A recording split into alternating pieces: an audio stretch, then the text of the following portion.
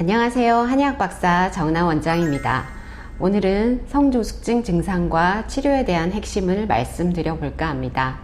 부모님들께서 가장 궁금해하는 것들만 쏙쏙 뽑았으니 집중해 주세요. 1. 성조숙증이 정확히 뭔가요? 성조숙증은 여아 만 8세 이전, 남아 만 9세 이전에 2차 성징이 나타나는 것을 말하는데요. 가끔 초등학교 5, 6학년 딸아이가 가슴이 자꾸 더 나오는 것 같다면서 성조숙증 문의를 하시는 부모님들이 계십니다.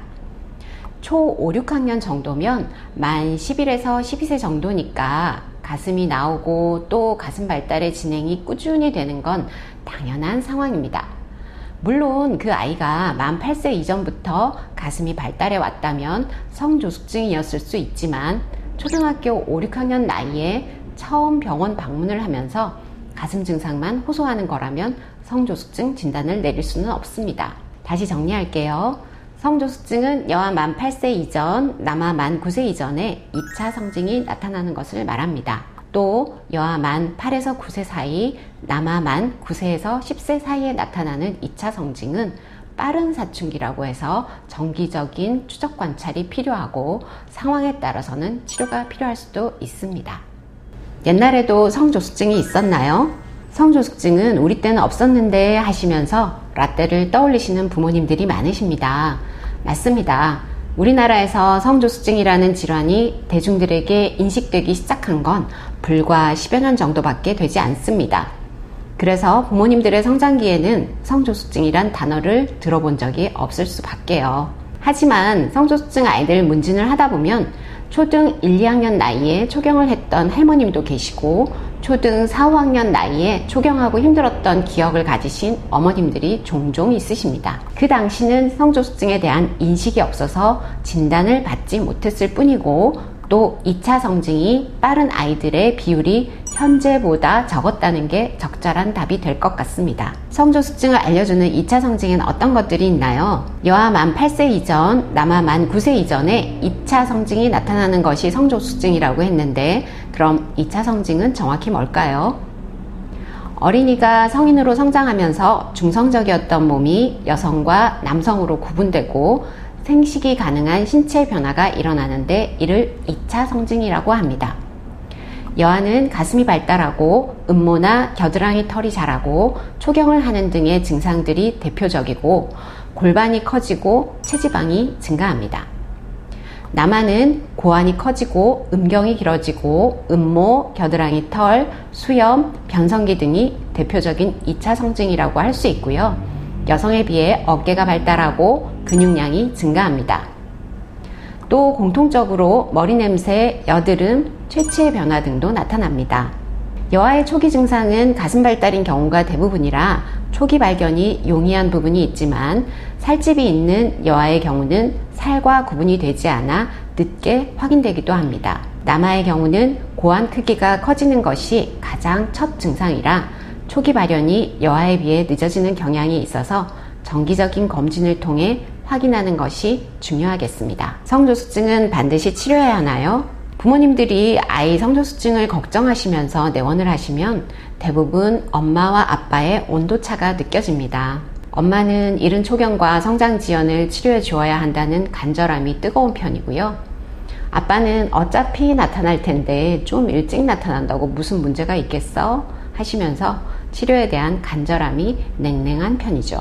아이들의 나이와 발달 정도에 따라 엄마가 오버하는 것일 수도 있고 아빠가 개념이 없는 것일 수도 있습니다. 결국 케바케라는 것이니까 일단 전문기관에 방문하는 것은 중요합니다. 그렇다면 성조숙증 치료를 꼭 해야 하는 아이가 치료나 관리를 하지 않았을 경우 어떤 문제가 생길까요? 원래 자랄 수 있는 키보다 5에서 15cm 정도 덜 자랄 수 있습니다.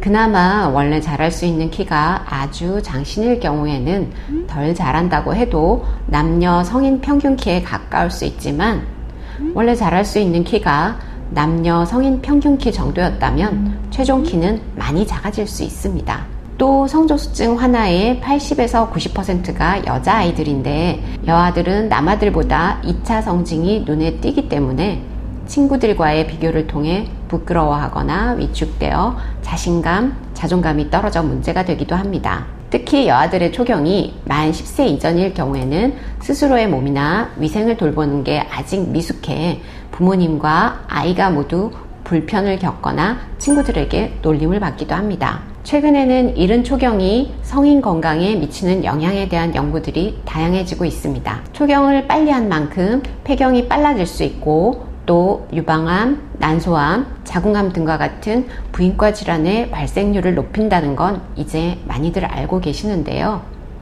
뇌졸중, 심근경색, 담석증, 치매 등과 같은 질환과의 연관성도 밝혀지고 있는 상황입니다. 정리해 보겠습니다.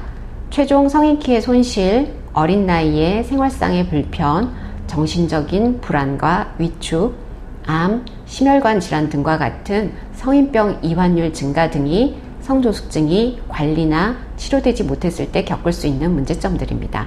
이제 평생 건강을 위해 미리 검진하고 치료가 필요한 질환임을 아시겠죠? 성조숙증 치료는 어떻게 하나요? 성조숙증 치료에 대해서 얘기하기 전에 성조숙증 검사는 언제부터 신경 써야 하는지부터 말씀드릴게요. 빨리 발견된 성조숙증을 제때 관리하고 치료하는 것이 가장 좋기 때문에 검진 시기를 잘 챙기는 것이 중요하겠습니다.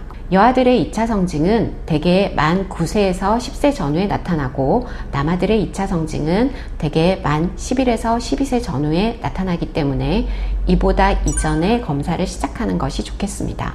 저는 초등학교 입학 무렵 즈음에 증상 여부와 상관없이 성장과 성조숙증에 대한 첫 검진을 권장하고 이후 1년에 1, 2회 정도의 정기 검진을 하실 것도 당부드립니다. 이제 성조숙증의 치료에 대해 말씀드리겠습니다.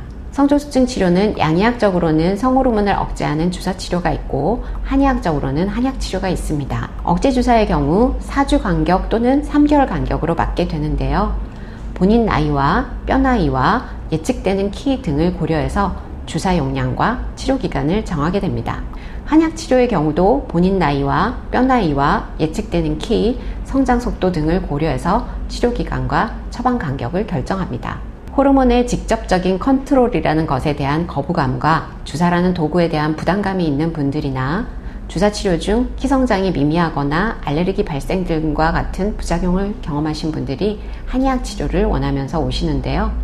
한약 치료의 경우 첫 번째 목표가 인체의 불균형을 조절해 밸런스를 맞춰준다는 것입니다. 그 결과 자연스럽게 성장 발달 속도를 스스로 조절하면서 건강을 찾아가는 자연 성장 치료 원리입니다. 대사를 위한 에너지, 면역을 위한 에너지, 성장을 위한 에너지 등이 잘 순환하고 적절하게 분포되어야 하는데 균형이 깨져서 특정 부위에 열이 뭉치고 순환되지 않아서 생긴 것입니다. 그래서 뭉친 열은 순환시켜서 고루 분포되게 하고 항진된 열은 발산시켜서 조절해주는 처방을 하게 됩니다. 효과적인 치료를 위해서는 정확한 진단이 필요하고 치료 과정의 경과 역시 객관적인 데이터로 확인을 하면서 치료 방향을 세밀하게 조정해 가야 하는데요. 그래서 처음 진단할 때와 중간중간 경과를 평가할 때 한의학적인 검진과 양의학적인 검진을 모두 활용해 종합적으로 판단하고 최선의 치료 계획을 세우는 것이 중요합니다. 또 인체 내부적인 문제들을 잘 해결하더라도 외부 환경적인 요소들이 컨트롤되지 않는다면 재발하거나 최종 결과를 나쁘게 할 수 있기 때문에 건강한 습관을 만들 수 있도록 아이와 부모님과 의료기관이 함께 노력해야 합니다. 한의학적인 치료 이후에 부모님들이 가장 고마워하고 좋아하는 것이 아이가 스스로 건강한 습관에 대해서 알고 노력하는 점입니다. 증상만을 없애고 떼어내는 것이 아니라 근본적인 조절력을 키워내기 위한 치료와 관리의 장점이라고 할 수 있겠습니다. 가장 기본이면서도 꼭 아셨으면 하는 성조숙증에 대한 내용들을 살펴보았는데요. 우리 아이들의 건강한 성장에 도움이 되셨길 바랍니다. 감사합니다.